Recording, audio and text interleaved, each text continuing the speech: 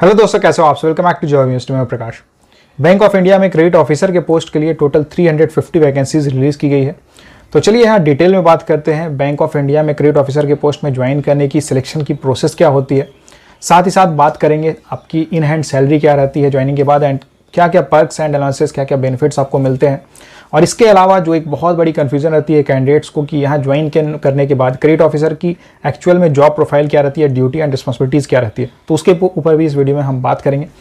और साथ ही साथ बात करेंगे फ्यूचर स्कोप कैसा रहता है, फ्यूचर ग्रोथ के क्या क्या स्कोप आपके पास रहते हैं। तो सारी चीज़ों के बारे में डिटेल बात करते हैं। तो देखिए यहाँ पे बैंक ऑफ इंडिया में क्रेडिट ऑफिसर के पोस्ट में ज्वाइन करने के लिए ग्रेजुएशन रिक्वायर्ड है। अगर आपने ग्रेजुएशन किया हुआ है किसी भी स्ट्रीम में तो आप यहाँ अप्लाई कर सकते हो, ज्वाइन कर सकते हो। साथ ही साथ अप्लाई करने की minimum age 20 years and maximum 29 years है। और साथ ही साथ अगर आप कैटेगरी में आते हो तो आपको एज में रिलैक्सेशन मिलता है।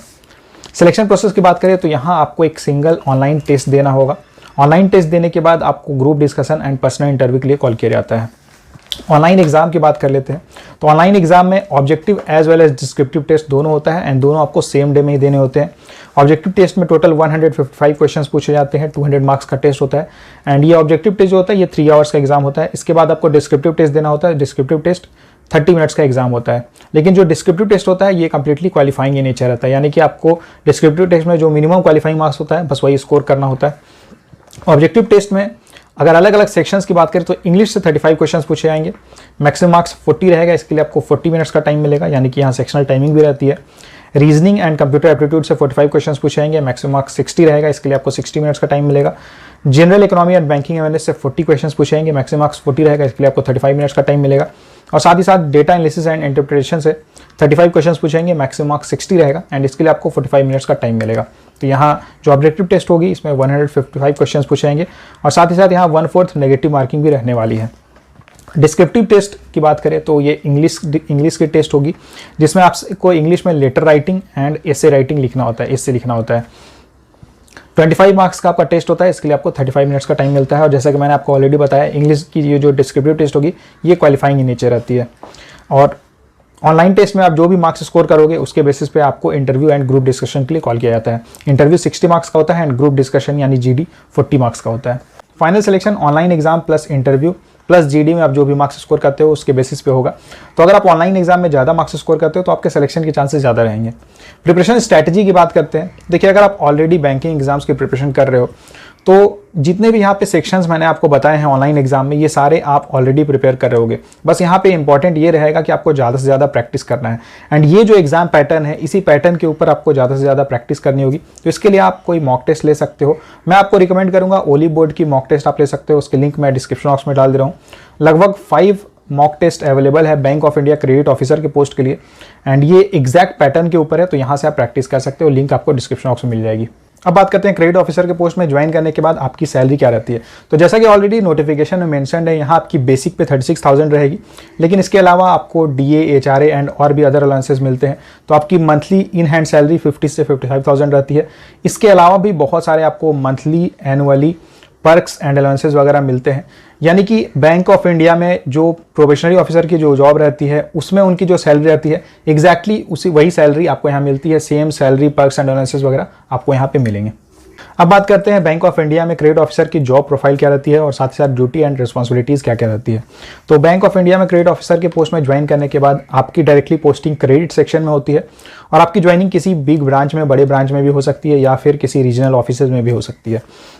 यहाँ पे जो मेनली आपका वर्क रहता है वो लोन से रिलेटेड रहता है, क्रेडिट रिलेटेड वर्क ही रहता है। तो जैसे कस्टमर अगर आपको कोई लोन प्रपोजल्स देते हैं कि उन्हें इतना अमाउंट की लोन चाहिए, तो उसे आपको अलग अलग चेक पॉइंट्स रहते हैं, उसके ऊपर आपको स्टडी करना होता है एंड उसके बाद उसे आपको अप्रूव करके जो सैंक्शनिंग अथॉरिटी रहती है उन्हें आपको फॉरवर्ड करना होता है उस प्रपोजल को। इसके अलावा भी बहुत सारे क्रेडिट रिलेटेड वर्क्स रहते हैं। देखिए, किसे लोन देना है, कितना लोन देना है, उस पर्सन को अगर आप लोन देते हो तो वो रिपे कर पाएगा या नहीं कर पाएगा, तो इन सारी फैक्टर्स के ऊपर डिसाइड करके ही आपको लोन देना होता है।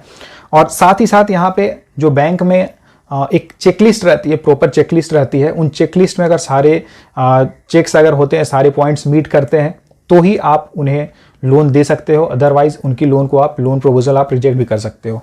Credit officers directly branch manager के गाइडेंस में काम करते हैं। देखिए, अलग अलग टाइप के लोन्स दिए जाते हैं, जैसे personal loan, home loan, vehicle loan या फिर बिजनेस लोन्स। तो जो भी कस्टमर्स आपके पास आते हैं उन्हें आपको प्रॉपरली गाइड करना होता है कि किस टाइप के लोन के लिए क्या क्या डॉक्यूमेंट्स रिक्वायर्ड रहते हैं। इसके अलावा अगर लोन से रिलेटेड उनकी कुछ भी क्वेरी रहती है, कुछ कन्फ्यूजन रहता है, तो वो आपको रिजॉल्व करना होता है। तो यहाँ मोस्टली आपको डेस्क जॉब करना होता है, 9 to 5 की जॉब रहती है, जो बैंक की टाइमिंग्स रहती है वही आपकी ड्यूटी टाइमिंग्स रहती है। पब्लिक डीलिंग काफ़ी यहाँ आपको करना होता है, रिस्पॉन्सिबिलिटीज़ भी काफ़ी रहती है और साथ ही साथ अकाउंटेबिलिटी भी रहती है, क्योंकि ये लोन का मैटर होता है जिसमें आपको कभी कभी काफ़ी बड़े अमाउंट में भी आपको डील करना होता है, तो इसलिए यहाँ अकाउंटेबिलिटी बहुत ज़्यादा रहती है। क्रेडिट ऑफिसर के पोस्ट में ज्वाइन करने के बाद आपकी 1 ईयर की प्रोबेशन पीरियड रहती है, जिसमें आपकी ऑन जॉब ट्रेनिंग चलती है और साथ ही साथ डिफरेंट कॉलेजेस में भी आपको ट्रेनिंग कॉलेजेस में भी भेजा जाता है क्लासरूम प्रोग्राम्स के लिए। तो वहाँ आपको काफ़ी चीज़ें सीखने को मिलती है। और ऐसा नहीं है कि ज्वाइन करने के बाद ही आपको तुरंत लोन डिस्ट्रीब्यूशन का वर्क दे दिया जाता है या फिर अप्रूवल का वर्क दे दिया जाता है, तो ऐसा बिल्कुल भी नहीं है। जब आप अच्छी तरह से सीख जाते हो सारी चीज़ें, उसके बाद ही आपको रिस्पॉन्सिबिलिटी एंड अकाउंटेबिलिटी आपके ऊपर दी जाती है।